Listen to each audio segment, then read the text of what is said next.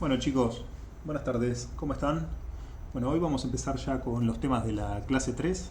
Vamos a presentar un tema central de esta materia, que es la síntesis o el diseño de filtros, ¿sí?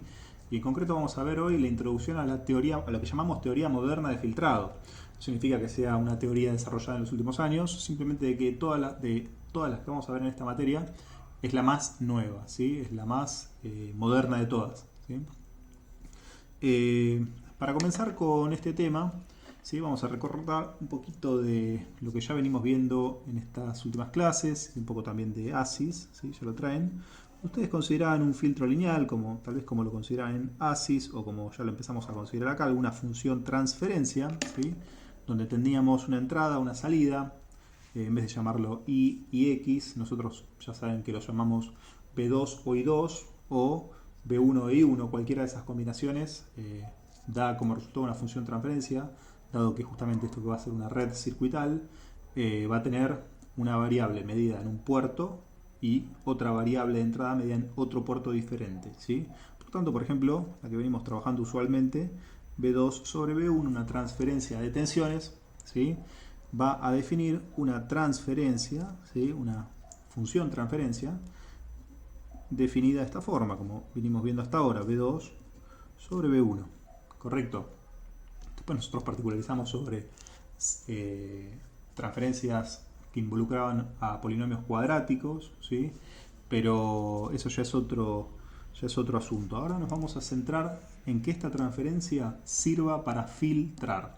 ¿En qué consiste filtrar? Filtrar consiste, si nosotros analizamos el módulo, ¿sí? De TDS para S igual a J omega, ¿sí?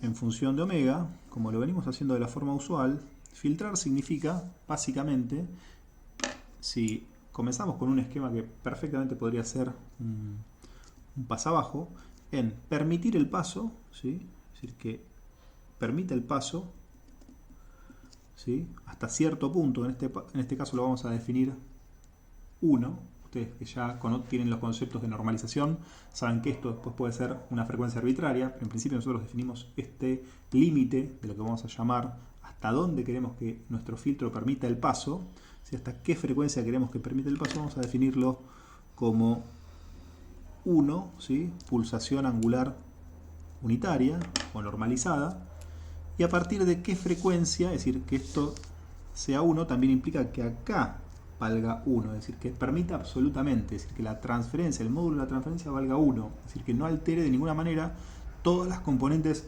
espectrales que están incluidas hasta la pulsación angular 1. Y a partir de esa pulsación angular que valga exactamente 0, es decir, que bloquee por completo, ¿sí? Que bloquee por completo toda aquella frecuencia que esté por encima de una pulsación angular normalizada.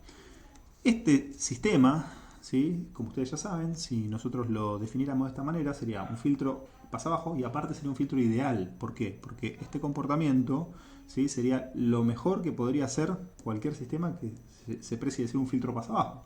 Es decir, a partir de cierta frecuencia, impedir completamente todo el paso de la entrada hacia la salida, ¿sí? Y a partir de esa frecuencia para abajo, permitir absolutamente el paso, sin alterarla de ninguna manera.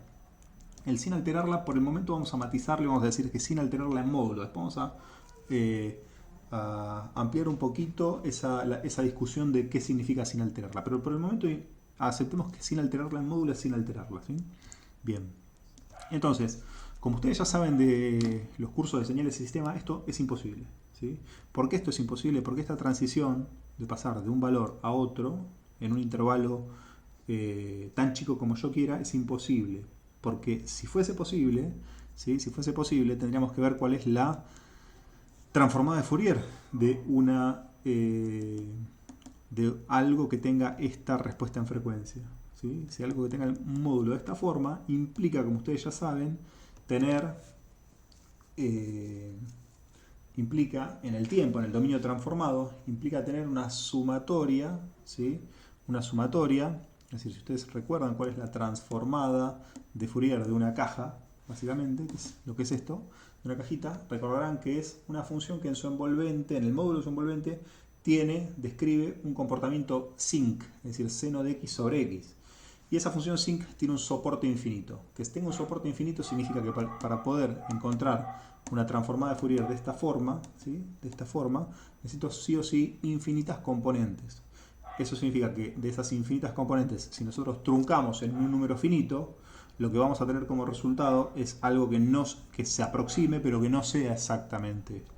Y eso, si lo recuerdan, seguramente en ASIS lo vieron, es una señal, es una función que se parece muy bien a esto, tiene una ondulación acá, es decir, cuando nosotros truncamos esa serie infinita, en una serie finita, van a ver que tiene una ondulación acá, y cuando se acerca a la transición, tiene un efecto que se llama efecto de Gibbs, ¿sí?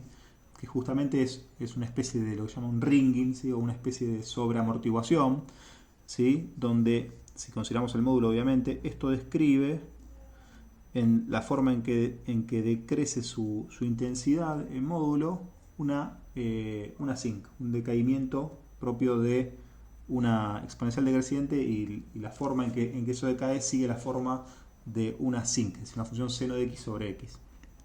Eso posiblemente ya lo hayan visto en ASIS.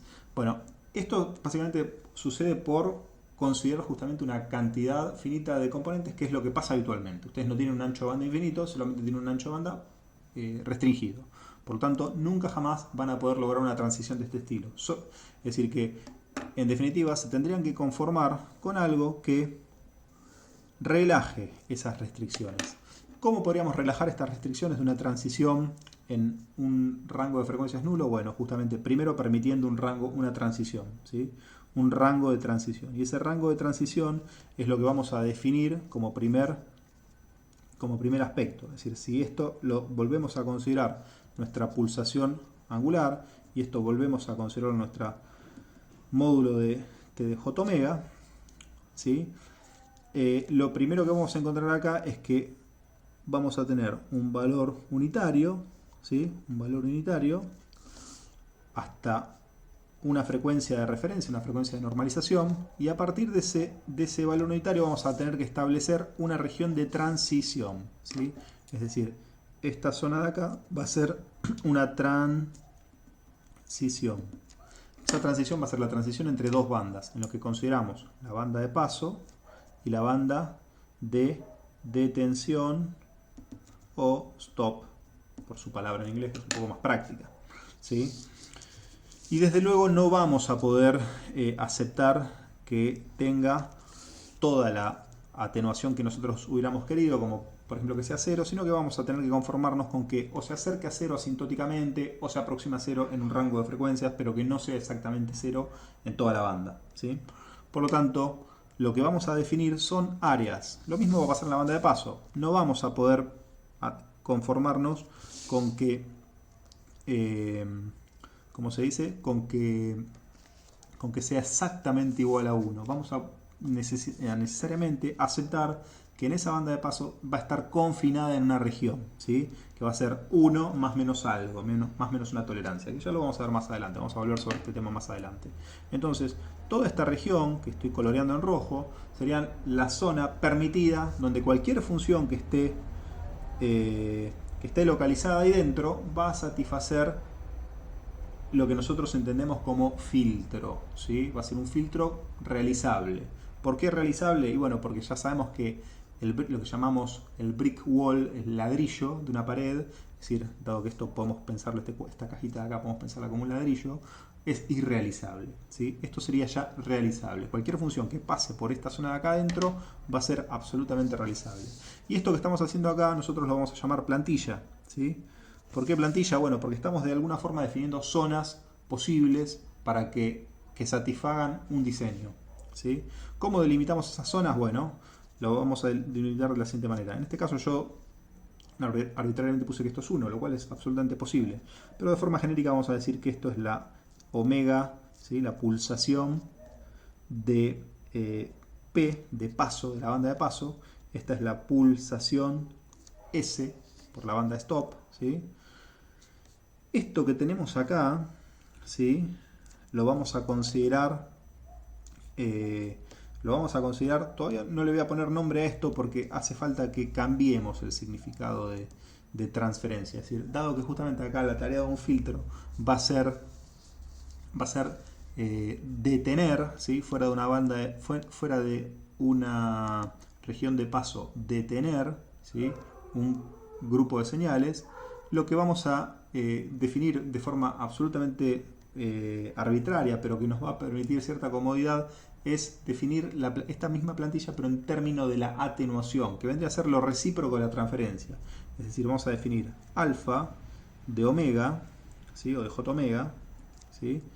como el recíproco de, si queremos, el módulo de esto, el recíproco del módulo de j omega, ¿sí? Y básicamente lo que vamos a entender como alfa de omega va a ser justamente la atenuación, ¿sí?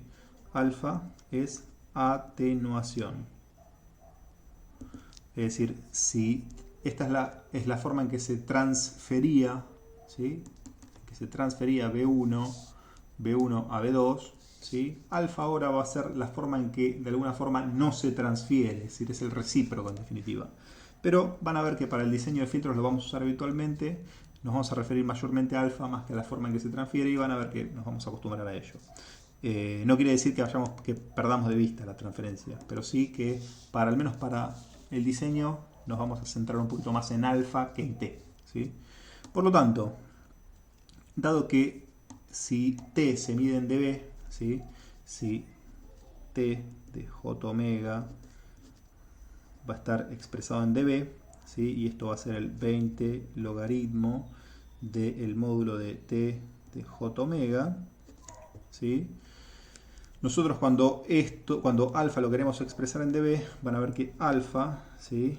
en dB, si quieren vamos a abusar un poquito de la notación todavía, vamos a poner módulo de alfa j omega en dB, va a ser el 20 logaritmo, pero en lugar de t, como va a ser de alfa, va a ser de 1 sobre t, ¿sí? del logaritmo del módulo de 1 sobre t de j omega, ¿sí? Por lo tanto, alfa en dB va a ser igual a ¿qué cosa? Va a ser igual a menos, ¿sí? a menos 20 logaritmo, ¿sí? de alfa, de este alfa, ¿no? de alfa en veces, ¿sí? de alfa de j omega, ¿sí? Por lo tanto, por una cuestión de practicidad, este menos, ¿sí? por convención, dado que nos vamos a referir habitualmente a atenuación, este menos ya lo incluimos dentro del alfa y lo consideramos positivo, es decir, lo dejamos incluido dentro del alfa y alfa asumimos que es una magnitud que ya incluye al signo y nosotros la consideramos positiva, la atenuación, ¿sí? Pero en definitiva esto es para no confundirse con este signo, ¿no? Este signo básicamente es una arbitrariedad, es decir, para no tener que hacer los módulos de atenuación en un cuadrante que no corresponde, ¿sí? Pero atentos a este signo que no lo vamos a considerar. Por lo tanto, si este esquema que tenemos acá lo queremos pasar a alfa, ¿sí? alfa de j omega, todavía no nos metemos en el asunto de los dB por el momento, vamos a dejarlo en veces, ¿sí? Podríamos hacerlo, pero todavía no lo hacemos para hacer un traslado inmediato de esto. Lo que nos va a quedar simplemente es que vamos a tener un alfa, es decir, recuerden que esto ya es 1 sobre esto, ¿sí?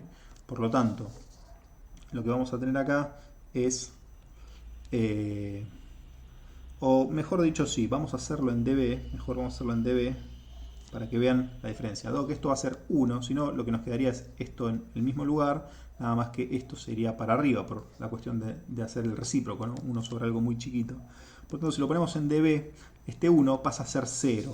Y esta región que tenemos acá, coloreada, pasa a estar confinada en una parte baja, ¿sí? En la parte baja de este cuadrante. Entonces, hasta 1 o hasta omega p, ¿sí? Ustedes ya saben que después, por ejemplo, podemos utilizar como norma omega p y hacer que esto sea 1, pero en principio esta parte de la banda de paso va a estar confinada, ¿sí? en la parte baja hasta llegar a al comienzo de la banda de transición y luego va a terminar la banda de transición en donde empieza la banda de detenimiento, esa omega s va a definir el comienzo de la banda de detenimiento, y ahora sabemos que dónde iría a parar esta región. Bueno, esta región va necesariamente va a ir a parar a algo que va a ser, si esto era algo muy pequeño, esto va a tener que ser alto, ¿sí? Alto debido a que tenemos que hacer el recíproco de la transferencia, para tener una atenuación bastante mayor a 0 dB. Entonces esto va a definir, digamos, una región que no va a estar acotada inferiormente, dado que justamente vamos a hablar de la máxima transferencia, o lo que es lo mismo, la mínima atenuación.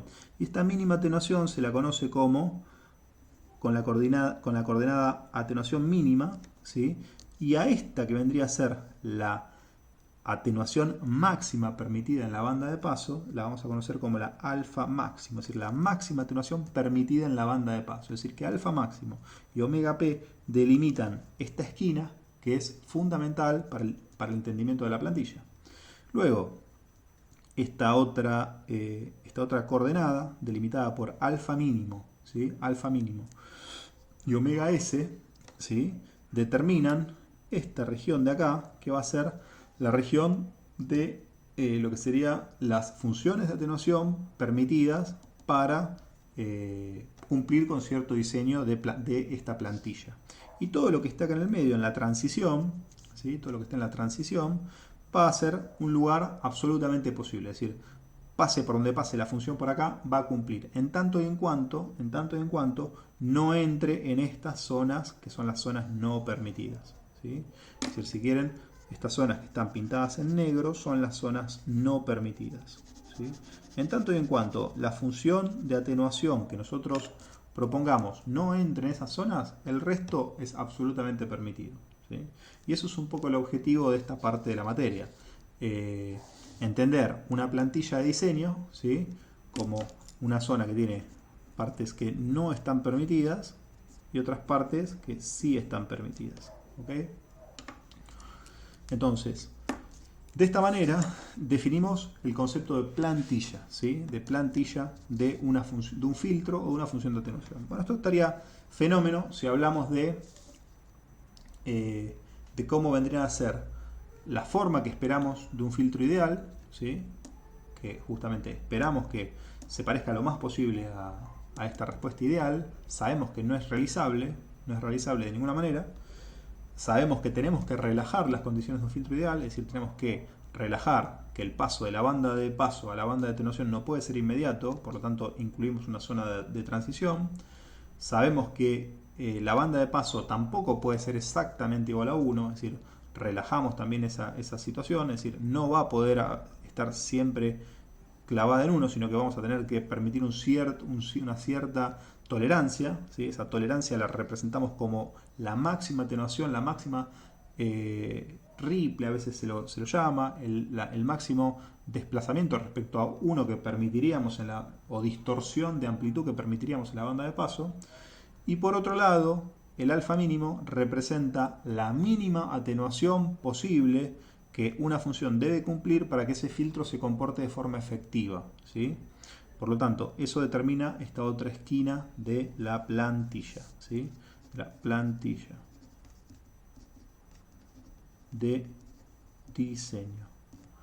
Muy bien, de estas plantillas vamos a ver un montón, vamos a trabajar bastante en la práctica, es decir, que entenderlas y entender estas dos esquinas es un punto fundamental. Esto está fenómeno respecto a la amplitud, como dijimos.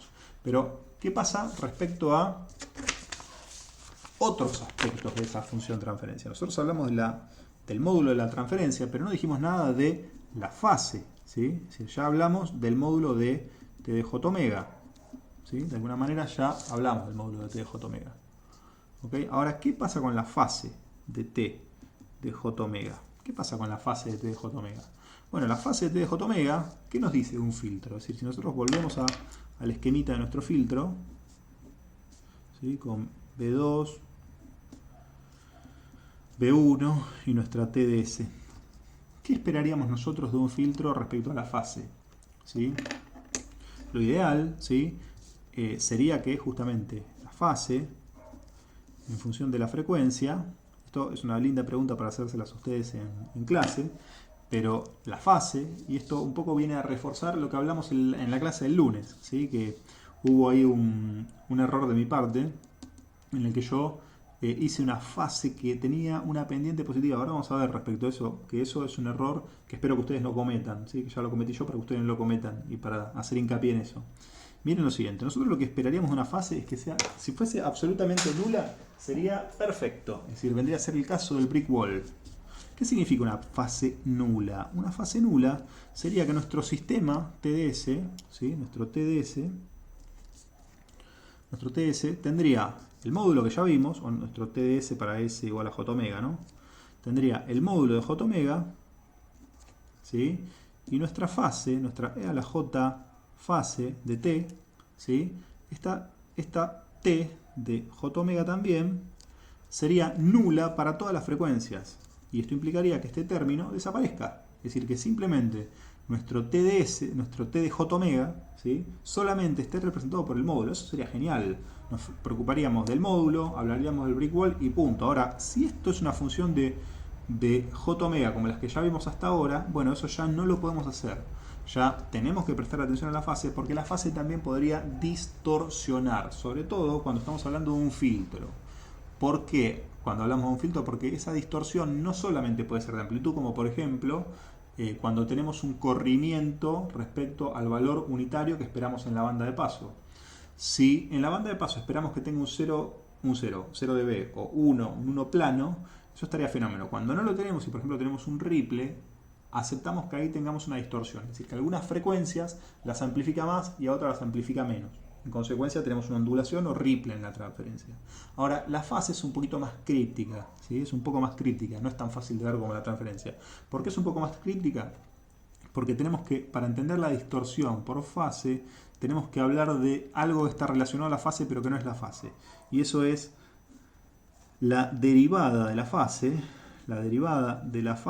de T, de J omega, pero cambiada de signo respecto a la pulsación angular. ¿Se acuerdan qué es esto?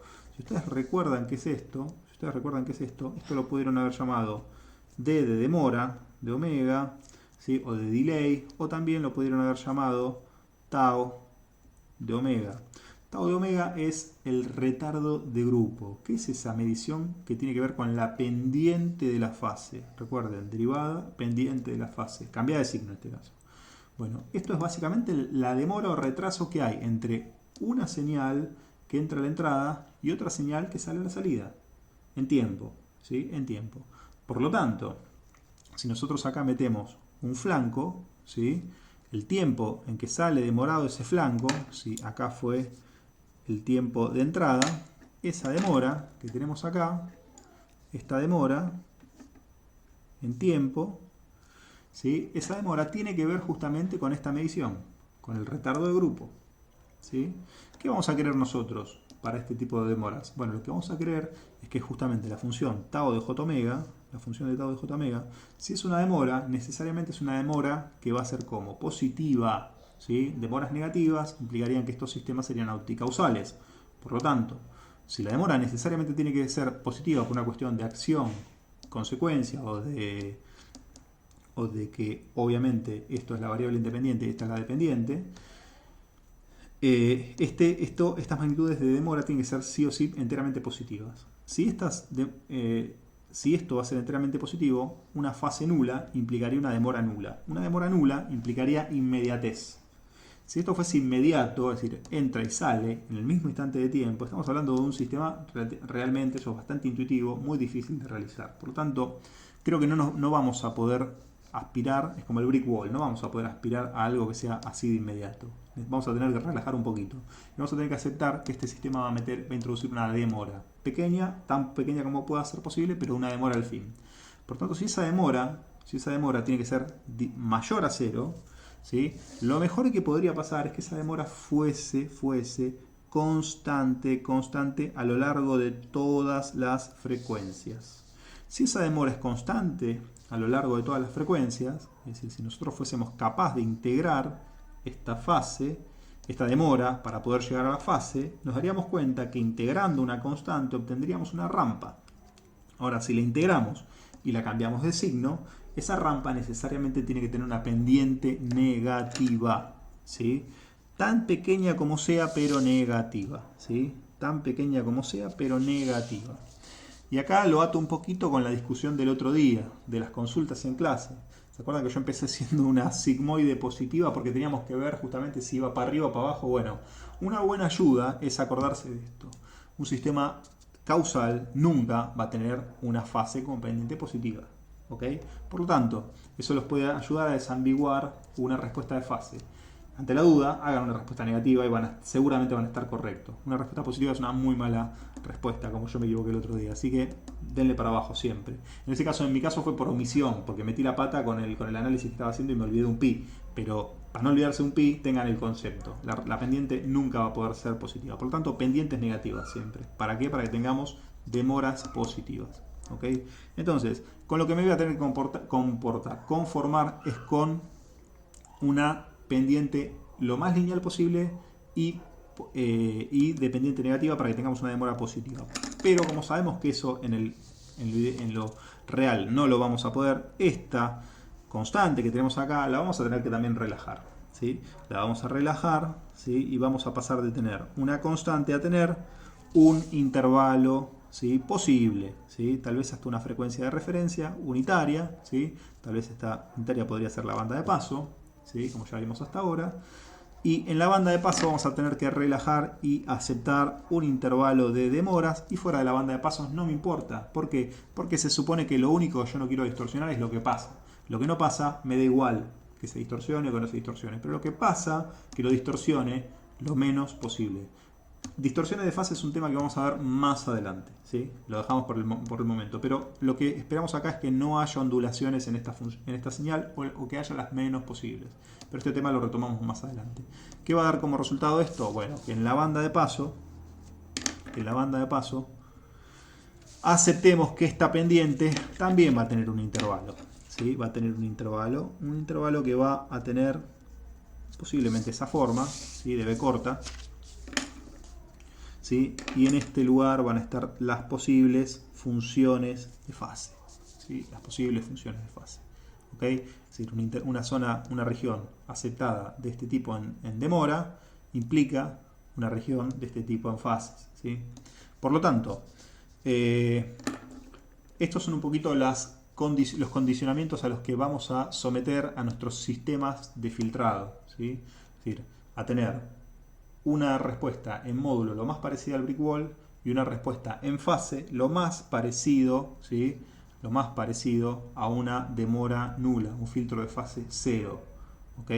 O en el mejor de los casos, a tener una demora constante para todas las frecuencias dentro de la banda de paso, ¿ok? Bueno, esto es todo lo que les quería contar en este primer video. Lo que viene después de esto es, vamos a ver que justamente como no podemos cumplir ninguno de esos dos requerimientos ideales, relajándolos vamos a dar lugar a aproximaciones, a cómo nos aproximamos a eso ideal. Nos vamos a aproximar en módulo y también nos vamos a aproximar en fase. Es decir, las primeras dos aproximaciones que vamos a ver van a ser la de máxima planicidad y la de Chebyshev, ¿sí? Que son aproximaciones de módulo, y por último vamos a terminar la clase que viene, la de Chebyshev y la de Bessel, que es una aproximación justamente a la demora constante, ¿sí? A la demora constante. Es una aproximación de fase en definitiva. Por lo tanto, vamos a tener dos de módulo y una de fase, ¿sí? Entonces, hoy la clase 3 nos vamos a dedicar solamente a la de máxima planicidad, porque también introdujimos estos conceptos que también son importantes. Así que bueno, hasta acá este primer video.